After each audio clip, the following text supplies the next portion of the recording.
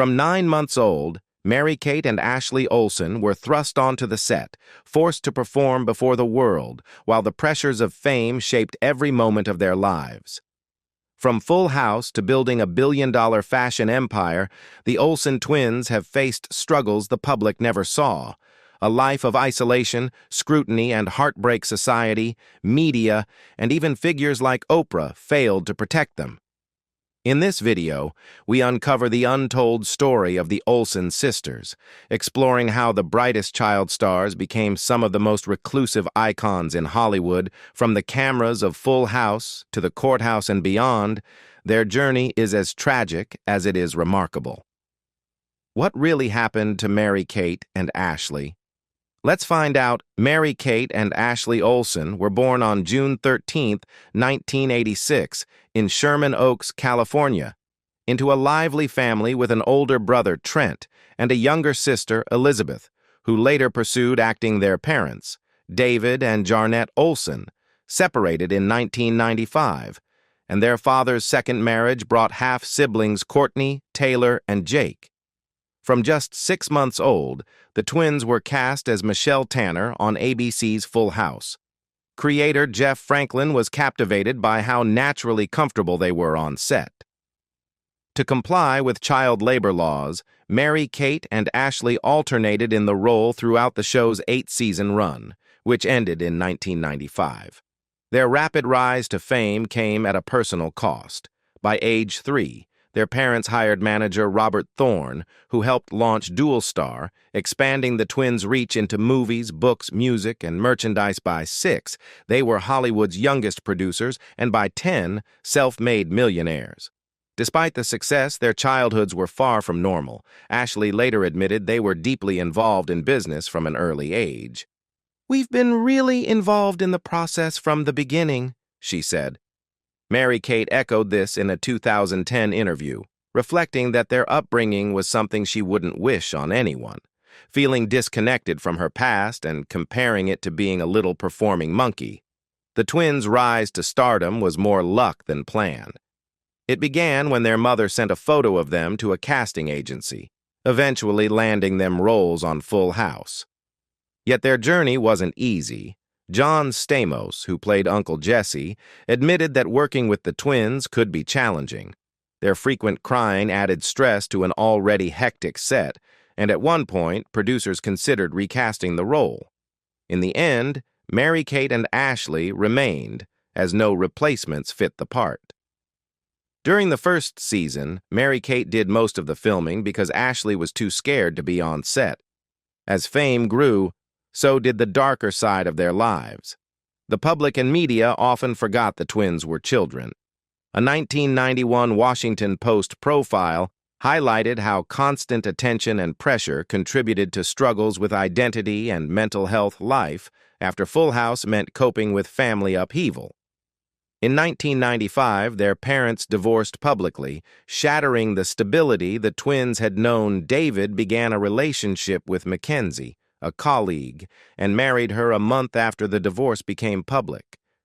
Ashley stayed with her mother, while Mary-Kate attended, underscoring the emotional rift. David reassured the public that the girls were fine, while Jarnette remained private.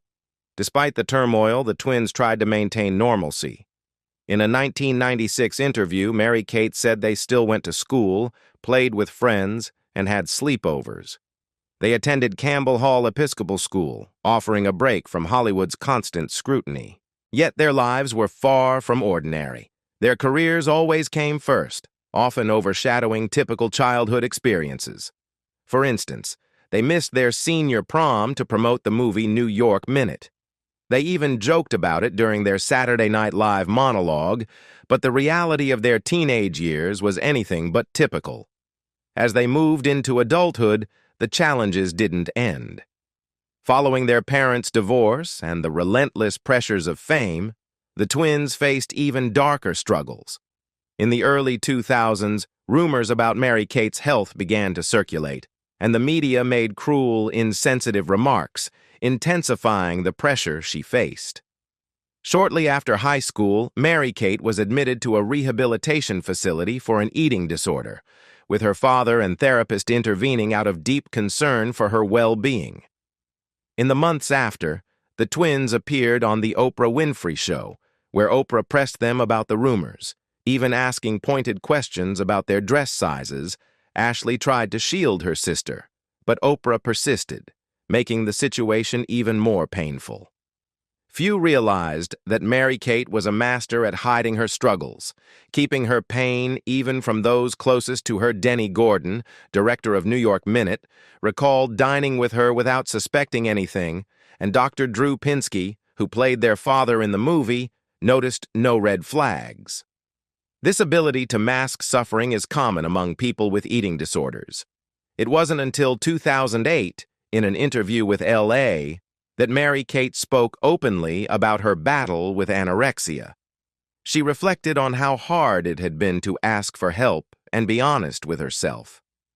"I do not want to go through my life with my eyes shut," she said, revealing the emotional turmoil she had hidden for years.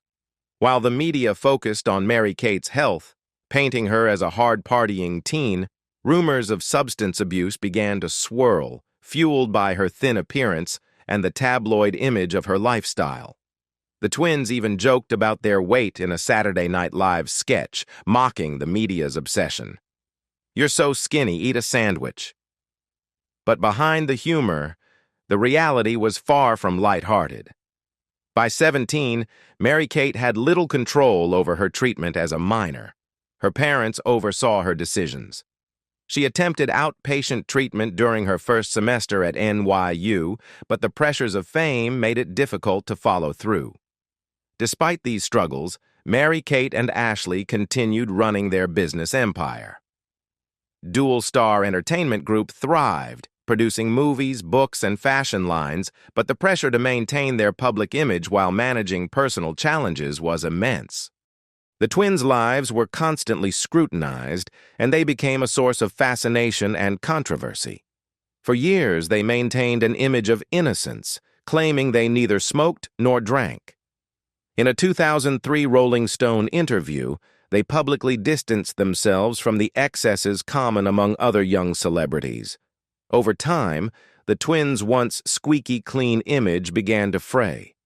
Their couture-clad cigarette breaks marked a new chapter, chic, rebellious, and defiantly independent from public expectations. Caught in candid moments puffing away, they revealed one of the few glimpses into their private bond. The media's fascination intensified.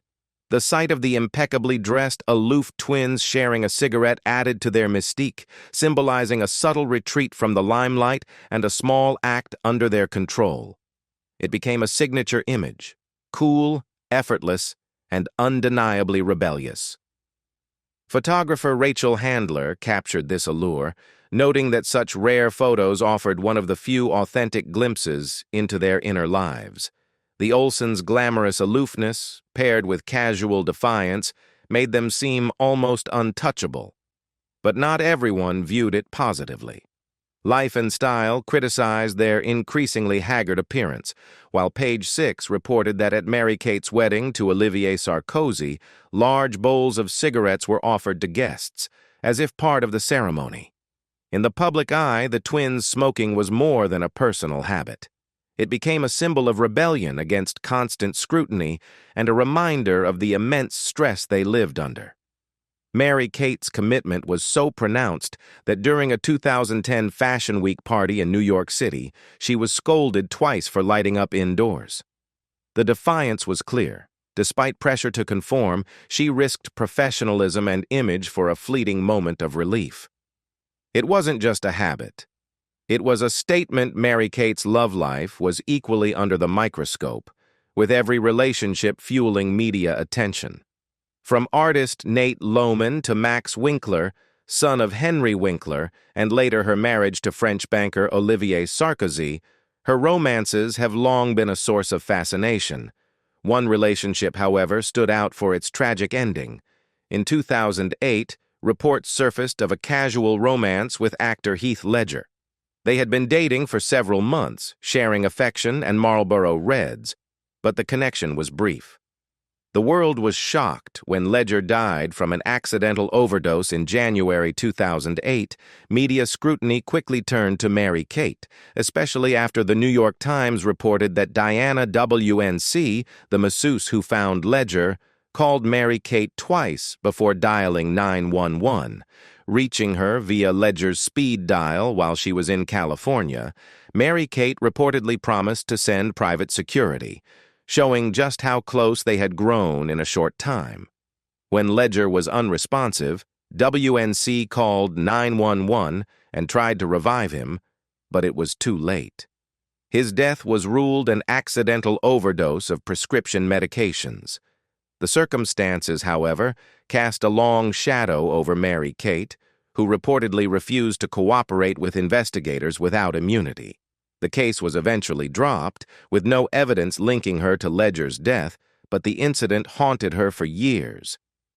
Amid personal turmoil and public scrutiny, Mary-Kate and Ashley withdrew from the intense spotlight. They retreated into a quieter, private life, focusing on Dual Star Entertainment Group, which produced movies, books, and, most notably, fashion lines. The toll of fame was undeniable. Maintaining public personas while managing personal struggles placed their lives under constant scrutiny. The Olsen twins became more than child stars or fashion icons. They embodied a complex lifestyle of immense success and inevitable isolation. Their retreat only heightened public fascination.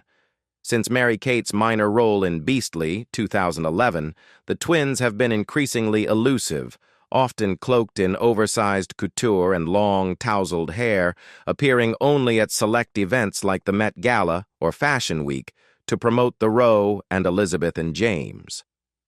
The transition from child stars to fashion moguls has been seamless and strategic, Mary-Kate told Net-a-Porter in 2017. We're used to managing things behind the camera, so photo shoots feel strange now. After decades in the spotlight, stepping into behind-the-scenes roles in fashion has given them a sense of comfort and control.